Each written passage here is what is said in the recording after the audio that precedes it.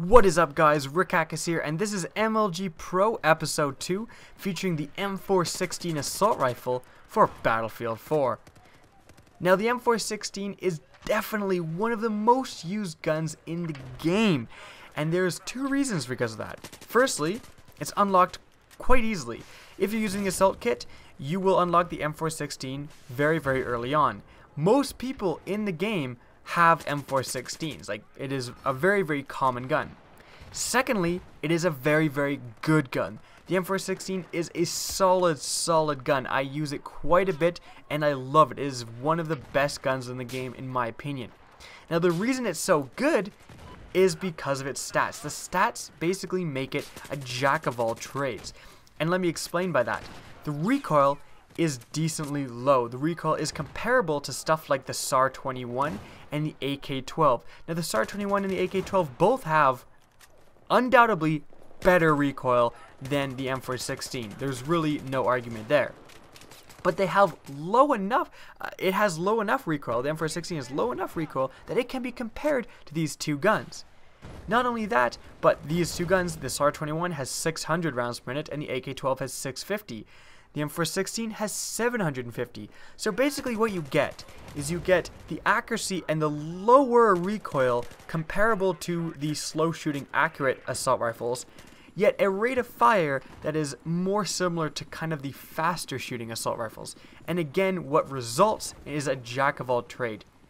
The M416 really has no stat that is above and beyond the best. It's not the best at anything. However, none of the stats are the worst at anything either. All of the stats are pretty average, making a really good assault rifle. Just a solid gun. You use it, you absolutely know its performance. It is good in every different scenario essentially, and it is quite a potent gun.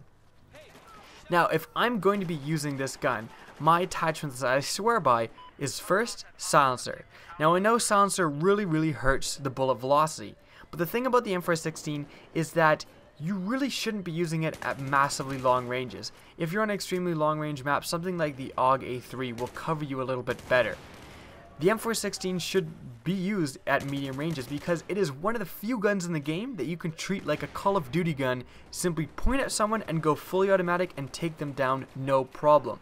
And that's what I like to do with the M416, and that's why I love the silencer. The silencer is absolutely not hurting my performance at medium range, which I'm using the M416 at, and you are going to have the added benefit of being off the radar, which is quite good for an assault kit, because as soon as the tank knows where you are, you're going to have a bad time.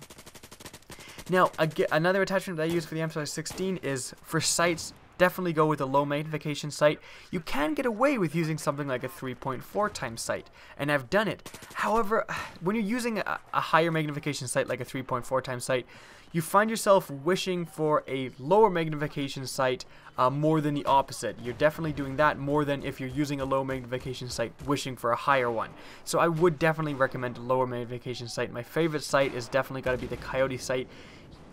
It's kind of annoying how bad the American red dot sight is in the game compared to the Coyote sight. The Coyote sight is just simply more visible. There's really no argument to it, and I really wish the American sight would have some sort of advantage to it. Now, next, I love the stubby grip. The stubby grip is definitely the de facto under barrel attachment I use because, again, I'm constantly going fully automatic, and that reduces the penalty for fully automatic fire. Lastly, I will use a laser sight, and the reason being is, oh, well, of course, I actually have the laser sight / flashlight attached, and there's no reason to use a laser sight when you have that attached because, I mean, it automatically is default laser sight, and you have to go flashlight, you can. Anyways, I like to use a laser sight because this gun, again, you can handle yourself in close quarters, but 750 is nowhere near the 900 rounds per minute coming out of the AEK and some of the other assault rifles. So by putting a laser sight on, you are able to increase your close quarters potential even a little bit more. Now, even though I just told you my favorite attachments, and I do swear by them, those are definitely the attachments I use, the M416, again, is such a jack of all trades that, you know, every time you get killed by it, it's a surprise to see what they're using with the M416. I've seen everything. I've seen someone using an ACOG sight and trying to use this gun in combination. I think it was an ACOG sight, and he had a canted, or a the underbarrel that reduces first shot recoil. I can't remember what it is right now.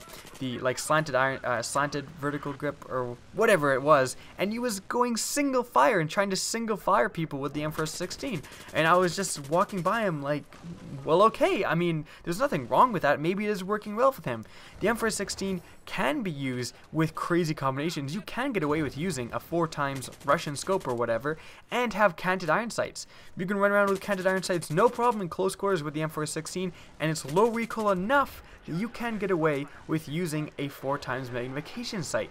So the M416 is quite the platform for a variety of different attachment combinations. I would love to hear in the comments your guys' favorite attachment combinations with the M416, because there's no way I can possibly test them all, because all of them are pretty viable on this gun. That is the end of MLG Pro Episode 2. I hope you guys enjoyed. Please remember to rate, comment, and subscribe, and as always, have a good day.